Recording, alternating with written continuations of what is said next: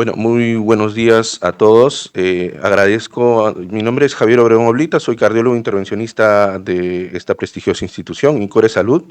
Estoy muy honrado por la invitación que me ha hecho llegar el comité organizador de SOFI, del cual también formo parte. También felicito la iniciativa al comité organizador de esta propuesta de hacer un curso, el segundo curso ya para residentes en cardiología, para saber el significado y conocer más de las actualizaciones de esta nueva técnica, que bueno, ya como la doctora Cuevas mencionó, el doctor Crivier empezó a implantar estos dispositivos el año 2002, ¿no? Entonces, para comenzar, el tema que me dieron a mí a presentar es análisis tomográfico de TAVR. TAVR es Transaortic Valve Replacement, ¿no? Es el término americano que se usa y nosotros lo conocemos más como TAVI, ¿no? Que es el término europeo, Transaortic Valve Implant, ¿no? Que es lo que todos conocemos como el implante percutáneo de la válvula aórtica, para entenderlo. Yo les voy a hablar un poco desde el punto de vista de cardiólogo intervencionista. Yo me formé como cardiólogo clínico y después como cardiólogo intervencionista en el Instituto Antepasanense de Brasil. Hice solamente la parte de cardiología de imágenes, pero no me formaba en la parte de imágenes. Entonces, para comenzar, les quiero comentar una experiencia de vida en este punto. Ya llevo 3 años entrenando aquí en INCOR lo que es el TAVI, gracias al apoyo del doctor Mejía, del doctor Conde, grandes amigos y maestros, ¿no? Y cuando comencé me pusieron una condición, me dijeron: Javier, tú tienes que aprender a medir, hacer el análisis tomográfico del TAVI, pero ya el TAVI había evolucionado bastante tiempo.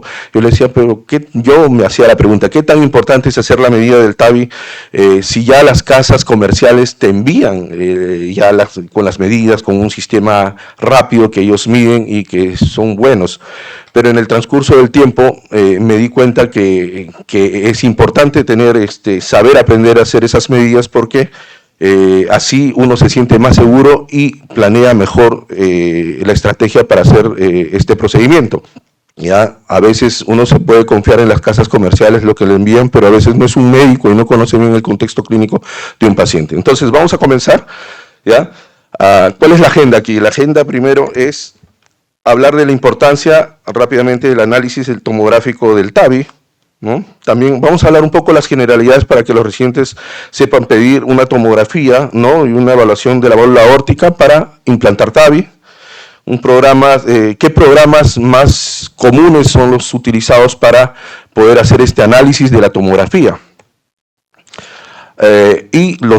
Analizar los puntos, les voy a mencionar los puntos más importantes de las estructuras que debemos analizar para poder tener un concepto básico importante y poder prever algunas complicaciones y realizar un buen implante de TAVI, ¿no? Y por último, las conclusiones, ¿no?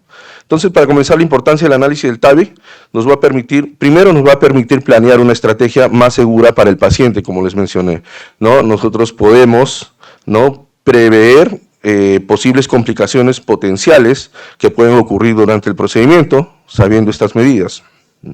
También nos va a ayudar a la decisión de tipo de prótesis para cada paciente. Ya como el doctor Añorga ya lo comentó, hay 2 tipos de prótesis en el mercado, que son la balón expandible y son la autoexpandible. Entonces, de acuerdo a la anatomía de esta válvula aórtica, el anillo aórtico, el tipo de horizontal, si es horizontalizada, si es una angulación más verticalizada de la aorta, podemos nosotros orientarnos a un tipo o a otro tipo de prótesis. Entonces, ¿cómo solicitar una tomografía? Ya, ok. Entonces, vamos al siguiente punto, que es cómo solicitar una tomografía para la evaluación de la válvula aórtica y el implante del TAVI, ¿no? Lo primero y lo básico, hay que solicitar una tomografía cardíaca de aorta y grandes vasos, siempre con contraste, y con este término tenemos que ponerlo y hacerle saber. Ya hay varios cardiólogos que hacen este estudio que ya no es necesario decirles, porque simplemente se les pone protocolo TAVI y ya saben que tiene que ser gatillado, ¿no? E idealmente a una frecuencia de 60 latidos por minuto. Hay algunos pacientes que no llegan en ese contexto, no son pacientes ideales, llegan taquicárdigos, tienen arritmias como fibrilación auricular, que pueden generar a la larga artefactos en las imágenes a posteriori, ¿no? Entonces, hay que solicitar también previamente la evaluación renal, ¿no? Recordar que el contraste puede generar injuria renal, entonces cuando se le hace un estudio, hay que pedirle una creatinina en sangre para ver que entre con la función renal estable, ¿no? ¿Y cuál es el término de la tomografía gatillada, no? Es importante saber, ¿no? Porque es una técnica que sincroniza las imágenes de tomografía computarizada con el electrocardiograma, ¿no? Del corazón, para obtener las imágenes dinámicas del órgano a evaluar, ¿no? En este caso, la válvula cardíaca, la válvula aórtica, la aorta y todas sus estructuras adyacentes, ¿no? Y bueno, la frecuencia cardíaca, como les mencioné, ideal para un buen estudio es de 60 latidos por minuto, ¿no? A veces, si el paciente tolera, pacientes con estenosis aórtica, se le podría iniciar beta bloqueador, si tolera el paciente, ¿no? Y tratar de que no estén, de que no llevarlos a la taquicardia, de que no estén taquicárdicos, descompensados o con arritmias como fibrilación auricular, pero a veces el escenario no es ese, ¿no? Entonces, a veces hay que hacerles de todas maneras, y felizmente los nuevos equipos nos ayudan a captar mejor estas imágenes a pesar de estas dificultades, ¿no? Pero siempre, a veces podemos tener algunos artefactos que tenemos que, al final de cuentas, nosotros ya con la experiencia ir buscando qué imagen es la más adecuada, que tenga menos artefactos para poder hacer el análisis, ¿no? Entonces, dos imágenes importantes a evaluar. Primero, la tomografía computarizada de aorta, ¿no? Ahí nosotros vamos a evaluar principalmente la válvula aórtica, el anillo aórtico y las estructuras adyacentes. Y la otra parte de evaluar la tomografía computarizada de grandes vasos, ¿no? Ahí nosotros tenemos que evaluar la aorta y todo su trayecto, y aquí es muy importante hacer el análisis de aorta. ¿Por qué? Porque nosotros tenemos que ver el sitio de acceso, y es muy importante evaluar las arterias ilíacas, las femorales comunes, cómo está la tortuosidad, si es calcificado, para nosotros definir el sitio de punción. El sitio de punción normalmente es en la gran mayoría de casos que se pueda, es vía acceso femoral, ¿no? Arteria femoral, y si la anatomía es adecuada, pero también hay accesos alternativos, como es la vía axilar, la carotidia, la transcava, la transaórtica, ¿no? Entonces, todo esto nos va a ayudar a determinar por qué vía de acceso nosotros podemos ir, ¿no? ¿Y qué programas utilizados más frecuentemente para evaluar esta tomografía usamos, ¿no? El que normalmente usa la casa comercial, es más simple de evaluar y también es muy exacto, es el llamado Trimension, ¿no?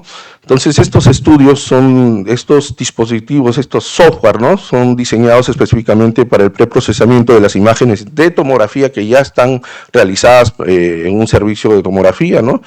Y evaluadas por el cardiólogo clínico que ha hecho esa especialidad de imágenes, ¿no? Nosotros evaluamos ese estudio, esa tomografía.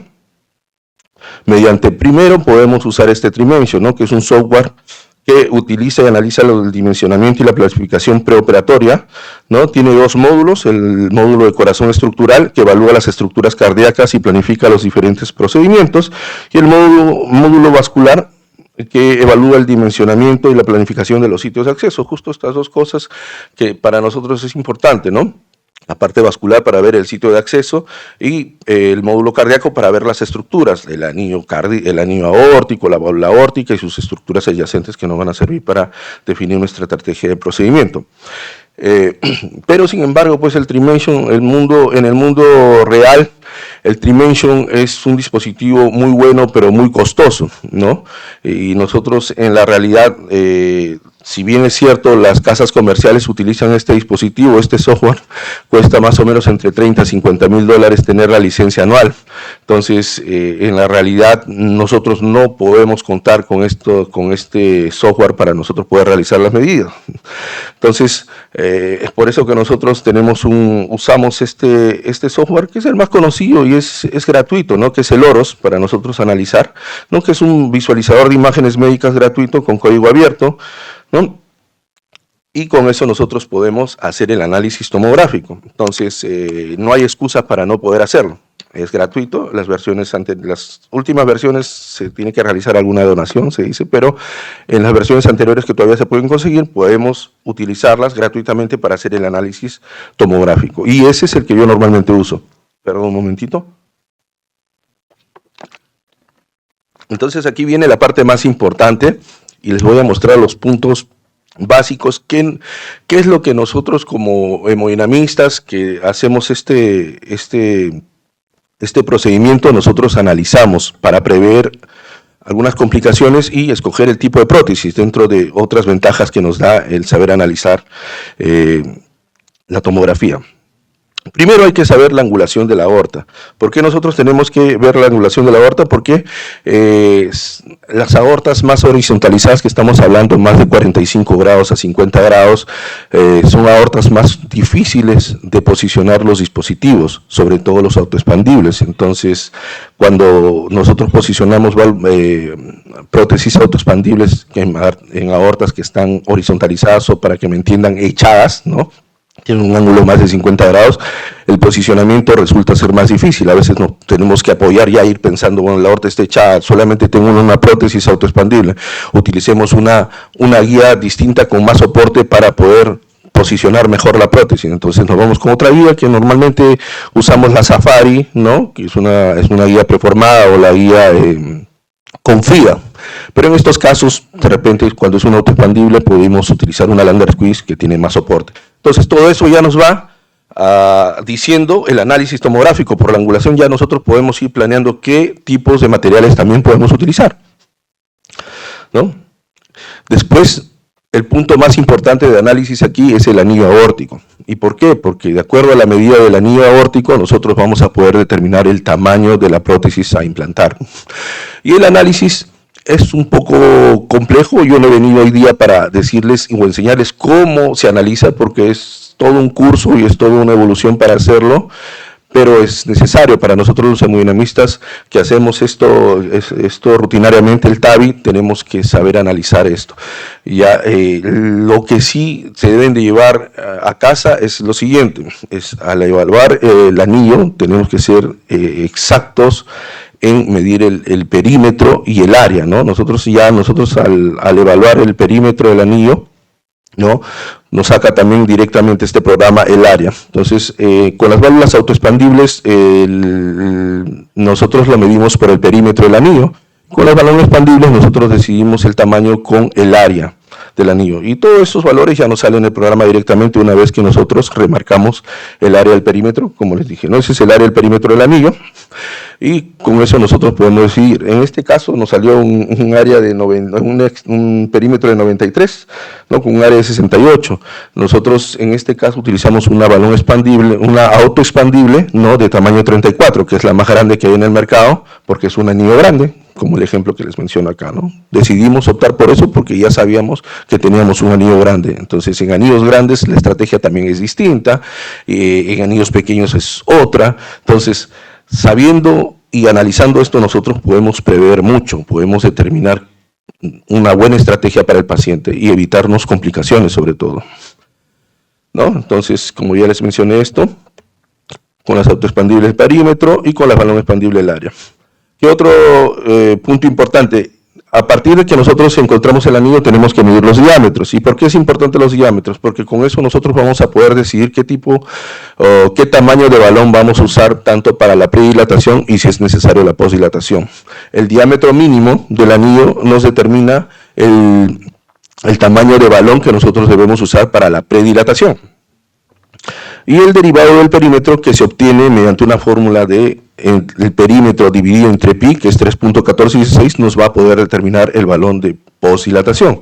Estos son términos que ya han ido poco a poco progresando y han habido algunos cambios, pero yo les muestro, les presento los términos básicos para que ustedes tengan en mente, que es muy importante, ¿no? Entonces, los diámetros son importantes para nosotros poder determinar qué tipo de balón, ¿no?, nosotros vamos a usar y qué tamaño de balón nosotros vamos a definir para la predilatación y la posdilatación, importante.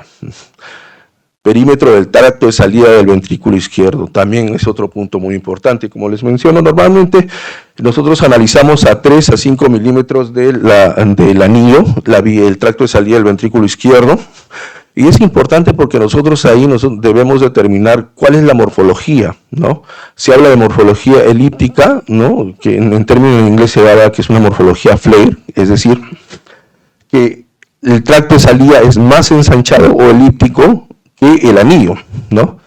Hay otro tipo de morfología que es la tubular, que el tracto de salida es similar al anillo, y el otro tipo que es el taper, que es, el término inglés es taper porque es cónico, es decir, que la vía de salida que está más abajo, a 5 milímetros del anillo, es más estrecho y se hace como un cono. ¿Y por qué tanto estas morfologías nos importan? Nos importa sobre todo para nosotros saber en qué escenario estamos. Cuando, por ejemplo, les pongo un ejemplo, nosotros estamos liberando una prótesis, ¿no?, pero el tracto de salida es estrecho, no es cónico en el tracto de salida. A la hora de posicionar, como es estrecho, a la hora que libera la parte donde se va a posicionar en el tracto de salida la prótesis, esa prótesis a la hora de liberar se puede saltar.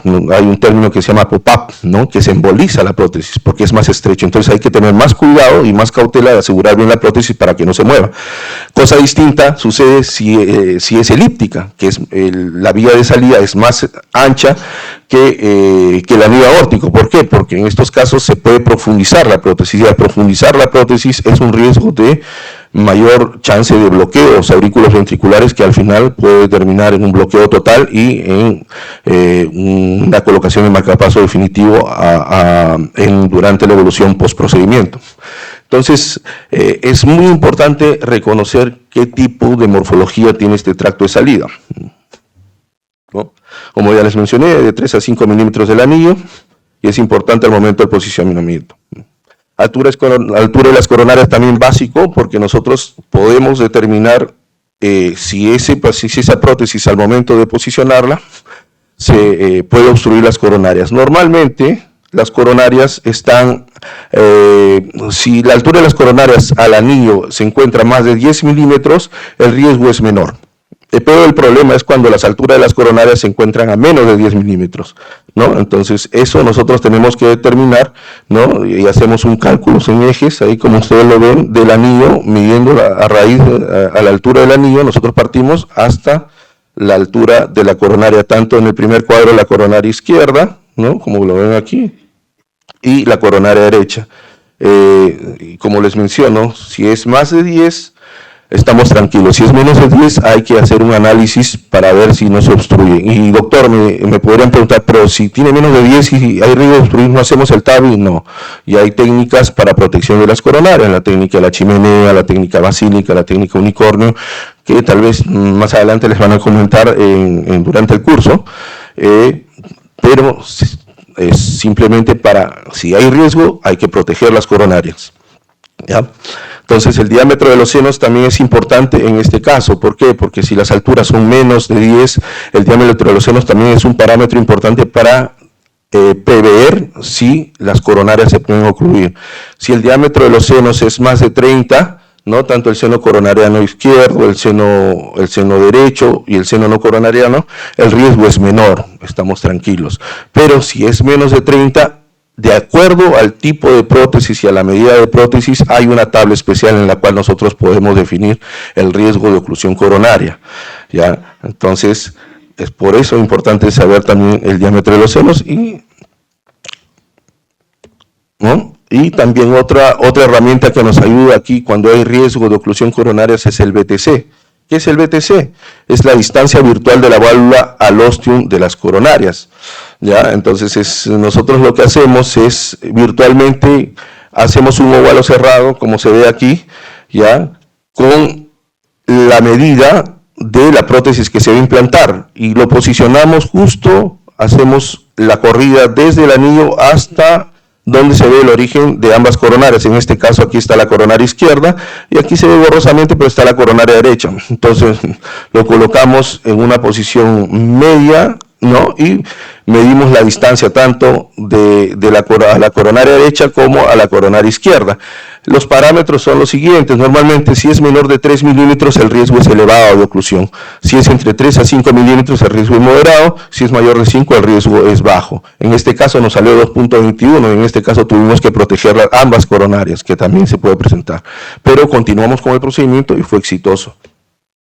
Unión sinotubular también muy importante, ¿no? Es a nivel de se hace el cálculo del anillo hasta donde están los bordes de los senos, ¿no? El diámetro, los diámetros son importantes porque, sobre todo para las prótesis autoexpandibles, porque son prótesis más alargadas que van a llegar hasta ese sitio de la anatomía de la aorta, tanto a los senos como a la aorta ascendente, ¿no? Evaluar los posibles riesgos de disección, rotura de pared aórtica o rotura de prótesis a ese nivel de acuerdo a los diámetros. Entonces hay que ver cómo está ese tracto, hay que ver cómo está esa unión sinotubular, si es calcificado o no es calcificado, ¿no? Para tener cuidado. Y la aorta ascendente, ¿no? Que lo evaluamos a 35 milímetros aproximadamente del anillo aórtico, ¿no? Evalúa también la calcificación y los riesgos de disecciones a la hora de implantar la prótesis, ¿no? El diámetro es importante al momento de la liberación de la prótesis, sobre todo en autoexpandibles. Y para terminar, nosotros después de hacer esa corrida en lo que es de corazón, ¿no? Nos vamos a la tomografía cardíaca de aorta para evaluar los sitios de accesos. La parte más importante aquí es evaluar el acceso femoral común para nosotros ver el diámetro. Normalmente diámetros más de 6 milímetros estamos tranquilos para poner distintos tipos de dispositivos que podrían llegar hasta 22 French, ¿no? Accesos alternativos, como les mencioné, normalmente el femoral común es el más común, el más usado. El axilar, carotidio, subclavio, transcavo y transaórtico también se utilizan, y también nos sirve evaluar la tortuosidad, cómo va a ser el camino para llegar desde la femoral hasta la aorta ascendente, ese dispositivo. Si tiene mucho calcio y está disecado en alguna parte, hay que tomar mayor cuidado o escoger alguna vía alterna. No puede ser solamente usamos la mayoría de las veces la femoral derecha, pero también podemos irnos a la femoral izquierda, si fuera el caso, ¿no? De acuerdo a la anatomía. Y para concluir, doctores, es necesario que todo médico realice, que haga el TAVI, debe realizar este análisis tomográfico para poder definir la estrategia más segura para cada paciente. Uno se siente más seguro sabiendo esto, porque prevé y puede de verdad evitar complicaciones que a la larga generan un mayor pronóstico de mortalidad en estos pacientes que son muy delicados. Siempre hay que confiar más en nuestras medidas, ¿no? En la medida que uno mismo realiza para la toma de decisiones en el planeamiento del procedimiento, y es indistinto el tipo de software que nosotros usemos. Yo les recomiendo el OROS, que es gratuito y va muy bien, analiza muy bien, siempre y cuando uno lo domine. Entonces, para eso hay cursos que se hacen para poder realizar estas mediciones. Les agradezco mucho, muchas gracias. ¿Alguna pregunta para todo Obregón por tu charla muy didáctica? Doctor, buenos días, excelente exposición. Hola. Quería saber si podría, por favor, compartirnos esa tabla que mencionó que para evaluar el riesgo de oclusión coronaria, o si la tendrá para poder explicarnos un poco más. Mira, no la tengo aquí en el slide, pero yo se los voy a hacer llegar. Voy a hablar con el comité para hacerles llegar a todos, ¿no? Porque o sea, es simplemente son tablas que hay que nosotros analizar con la tabla de acuerdo al diámetro de los senos y al tamaño de la prótesis, determinar si hay mayor riesgo de oclusión coronaria o no, ¿no? Y también hay tablas para determinar las medidas de acuerdo al perímetro, ¿no? De acuerdo al área, para determinar las medidas de cada prótesis, y también va a depender de la marca. Son varias tablas, la verdad, o sea, por cada marca es una tabla distinta, pero yo les puedo hacer llegar las más frecuentes En su momento, sí. Y también solicitarles si quizás más adelante nos podría proporcionar un taller para poder aprender este tipo de medidas, como mencionó. Que no, quizás en un solo día es complicado, ¿no?